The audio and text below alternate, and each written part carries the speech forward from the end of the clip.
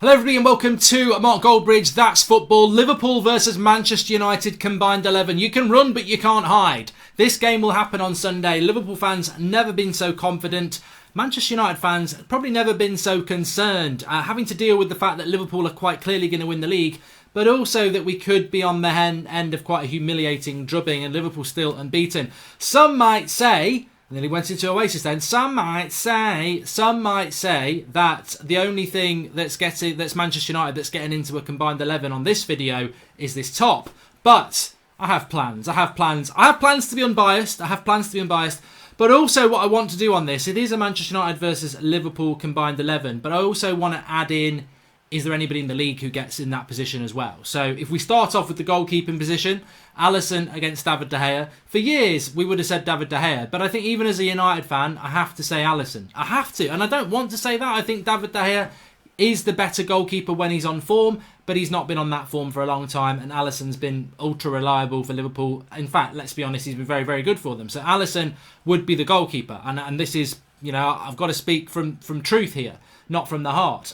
Is there anybody in the league who is better than Alisson? Again, I still think De Gea is the best goalkeeper in the league when he's perform, or if he can perform like he used to. If we're putting Alisson ahead of De Gea, is there a better goalkeeper than Alisson? I mean, Man City fans might say Henderson. I've never really took to him. I don't think Arsenal or Spurs or Chelsea have got any shout with their goalkeepers. So, to me, it probably is the best goalkeeper in the league at the moment. A right back is probably one of United's strongest positions. I mean, Aaron Wan-Bissaka to me is Manchester United's Player of the Year, and I don't think even a lot of United fans think that. But from August to now, he's ultra consistent. I think Liverpool fans would admit, any opposition fan know he's very hard to get past. Absolutely superb. The issue is going forward, he can't cross his legs, and Trent Alexander-Arnold's record as an attacking fullback is world class, and he can defend okay. So I think Trent Alexander-Arnold, you know, both English. Who's going to play English right back in the Euros? I mean, forget Kyle Walker, but you'd probably still say Trent Alexander-Arnold. So it's unfortunate that Wan-Bissaka doesn't get in, because I think any other team in the Premier League he gets in, but he's just up against somebody that even if I wanted to be, you can't argue that. Centre-backs, there's no argument. And is there a right-back better in the league than Trent Alexander-Arnold? No. So I think Liverpool actually, not just in a Man United Liverpool combined 11, they've got the best goalkeeper and the best right-back in the Premier League at the moment.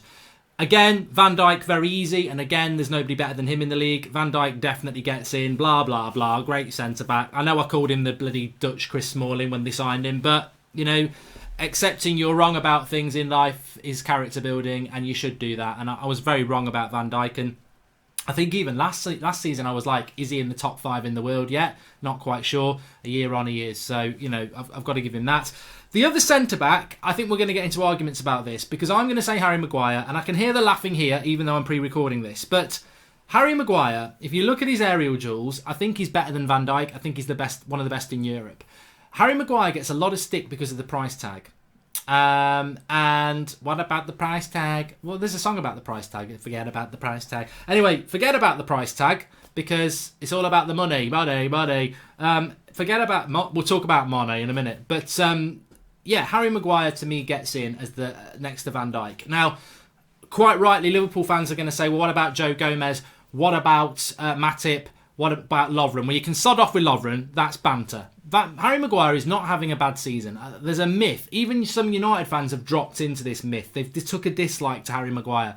He's still England's best centre-back. He's still a good centre-back. Is he as good as Van Dijk or Koulibaly? No, he's not. But he's still a very good centre-back. And I think there is a myth and an unfairness around him that because we paid £80 million for him, he's trash. And he's not been trash.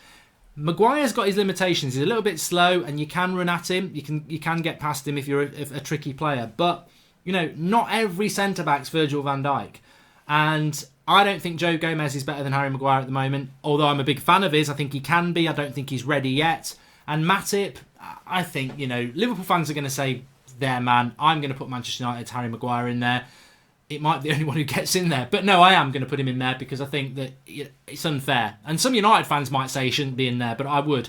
Is there anybody better in Liverpool or United's team to play next to Van Dijk in a Premier League 11?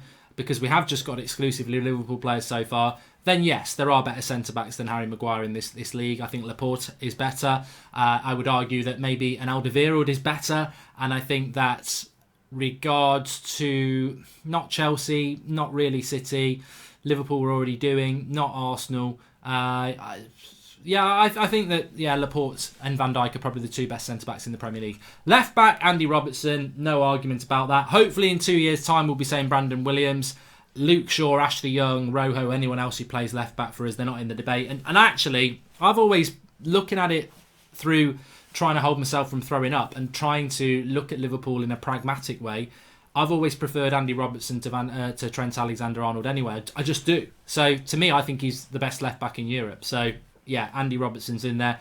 So exclusively Liverpool back four, apart from I've put Harry Maguire there. Moving into the midfield, and I do think Andy Robertson's the best in the league as well. Moving into the midfield, I'm going to go with Fabinho, Henderson and Wijnaldum as Liverpool's starting midfield three. Do any United players get into any of those three positions? Well, I've got to be honest, Paul Pogba does. I don't care what anybody says. This is not on form. This is not on fitness. This is if everybody's around, then I got to say Paul Pogba gets in. And yet again, Manchester United fans would go, what are you talking about? What are you talking about? They're London fans. But I'm saying Paul Pogba gets in. And I think Liverpool fans, if you are honest, you know that Paul Pogba gets in. He's one of the best players in the world on his day. Unfortunately, doesn't have many of those days because he's not been fit that often. But I still think, look, in your system, would Klopp pick Pogba? Probably not, because you're talking about a system. I'm talking about a combined 11, getting the best 11 out. Could be any coach in the world, not necessarily Klopp. So it would be in a combined 11 because obviously Ollie is nowhere near Klopp. But yeah, I do think Pogba gets in there. I'm a big fan of Fabinho. I wanted United to sign him. Everybody knows that. So I would probably go Fabinho, Pogba and Wijnaldum. I think Jordan Henderson's just been named England's Player of the Year, and I think Henderson's improvement has been immense, and I think that he deserves a lot of credit. I never thought he'd be the player that he is, and he's worked hard at it. He's a good leader, and he's a good player. But Paul Pogba's better than Jordan Henderson. I mean, look, seriously, I'm saying this sentence out, and I'm sure some of you are arguing. It's Pogba or Jordan Henderson. Think to yourself before you answer that question, because you are actually going to utter the words Jordan Henderson's better than Paul Pogba, which is a nonsense. So to me, the midfield is Fabinho, Wijnaldum and Paul Pogba. I cannot get any other United player in there. I'm not even going to begin to try and get any other United player in there. Hopefully Bruno Fernandes will get in there in time, but Pogba gets in there, and I would go Wijnaldum and Fabinho. So that's my midfield three. Are there better midfielders than that in the Premier League? Yes, I think this is where both Manchester United and Liverpool probably don't have the talent. They have the bloody work rate and they have the system, Liverpool definitely. But I think Kante would get in there. De Bruyne would get in there easily as well. And you might even start to argue about people like a James Maddison or a David Silva or not really anybody at Arsenal again, is it? I mean, Arsenal, just forget about you. You should be doing combined 11s with Norwich. Anyway, for this, Liverpool versus Manchester United, I've gone Fabinho, Wijnaldum and Pogba. The front three is very easy. Marcus Rashford is one of the best players in Europe at the moment on form. Don't believe me if you want to. I know a lot of rivals want to call him the new Danny Welbeck or Trashford. Some United fans called him that. But without a shadow of a doubt, we missed Rashford against Wolves. It was obvious, not just because of an individual player, but just in relation to the balance of the team. We missed him, and it was a real eye-opener to a lot of United fans how important Rashford is now, probably our most important player. So without question, over the last 3 months, I think Rashford's been one of the best players in Europe. Anthony Martial has adapted to that number 9 role very, very well, and I think I would agree with what a lot of pundits were saying last night. It's almost taken on the Firmino role in that front three, where he does a lot of the groundwork, does a lot of the build-up work, a lot of the hold-up play. But, it's a big but, it's Kim Kardashian time. There is no United player that gets in that front three, and I've been toying with you pretending that it could, because it's Salah, it's Mane and it's Firmino, and that's comfortable. And I think the only team in the Premier League that could argue we deserve a player in that front three in any combined 11 Liverpool do would be argue it out with Man City, with Sterling, Aguero, Bernardo Silva, because I don't think there's another front three in the Premier League or another player in the Premier League that could argue to get that spot. I mean, Vardy's done very well, but could he do what Firmino does? No. Harry Kane, again, good player, but can he do what Firmino does? No. So, Firmino. So, from 1 to 11, Alisson, Trent Alexander-Arnold, Van Dijk, Harry Maguire, Andy Robertson, Fabinho, Pogba, Wijnaldum, Salah, Mane, Firmino. So 2 United players out of 11. And Liverpool fans will argue that none of those United players should be in there, but I'm looking at it pragmatically. Pogba has to get in. I don't care what you think about him, he has to get in. And I do think at this time Harry Maguire is still a very good centre-back and would get in with Van Dijk. So that's my opinion. But it's still embarrassing. I don't think certainly not in my lifetime can I name a United side that gets beaten 9-2 in a combined 11 with Liverpool. The turnaround over the last couple of years has been ridiculous in Liverpool's favour. And even thinking back, and I was a very young boy, to the late 80s, would there have been a scenario where only two United players get in when Liverpool were good in the late 80s? Well, look, Brian Robson would always get in, so that's one.